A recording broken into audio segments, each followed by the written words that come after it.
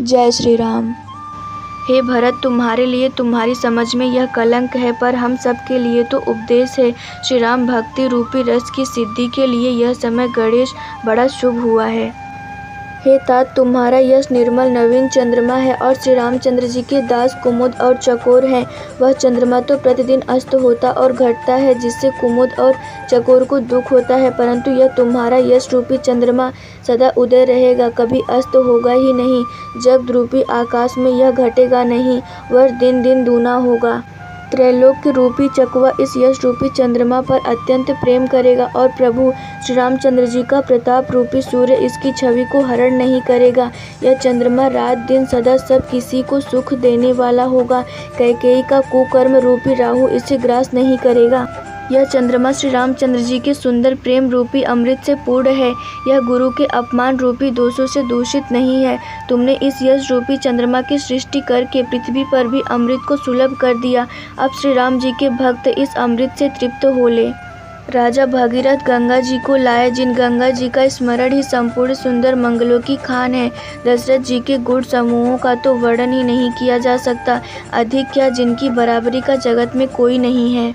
जिनके प्रेम और संकोचशील के वश में होकर स्वयं सच्चिदानंद धन भगवान श्री राम आकर प्रकट हुए, जिन्हें श्री महादेव जी अपने हृदय के नेत्रों से कभी अघाकर नहीं देख पाए, अर्थात जिनका स्वरूप हृदय में देखते देखते शिव जी कभी तृप्त नहीं हुए। परंतु उनसे भी बढ़कर तुमने कीर्ति रूपी अनुपम चंद्रमा को उत्पन्न किया, जिससे श्री राम प्रेम ही हिरण के चिन्ह के रूप में बसता है। हे तात, तुम व्यर्थ ही हृदय में ग्लानि कर रहे हो, पारस पाकर भी तुम दरिद्रता से डर रहे हो। हे भरत सुनो, हम झूठ नहीं कहते, हम उदासीन हैं, किसी का पक्ष नहीं करते, तपस्वी हैं, किसी की मुँह देखी नहीं करते और वन में रहते हैं, किसी से कुछ प्रयोजन नहीं रखते। सब साधनों का उत्तम फल हमें लक्ष्मण जी, श्री राम जी और सीता जी का दर्शन प्राप्त हुआ। सीता लक्ष्मण सहित श्री राम दर्शन रूप उस महान फल का परम फल यह तुम्हारा दर्शन है। प्रयागराज समेत हमारा बड़ा भाग्य है। हे भरत, तुम धन्य हो, तुमने अपने यश से जगत को जीत लिया है। ऐसा कहकर मुनि प्रेम में मग्न हो गए। भरद्वाज मुनि के वचन सुनकर सभासद हर्षित हो गए। साधु साधु कहकर सराहना करते हुए देवताओं ने फूल बरसाए आकाश में और प्रयागराज में धन्य धन्य की ध्वनि सुन सुनकर भरत जी प्रेम में मग्न हो रहे हैं।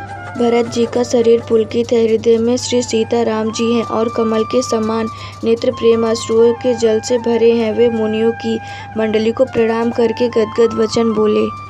मुनियों का समाज है और फिर तीर्थराज है, यहाँ सच्ची सौगंध खाने से भी भरपूर हानि होती है। इस स्थान में यदि कुछ बनाकर कहा जाए तो इसके समान कोई बड़ा पाप और नीचता ना होगी।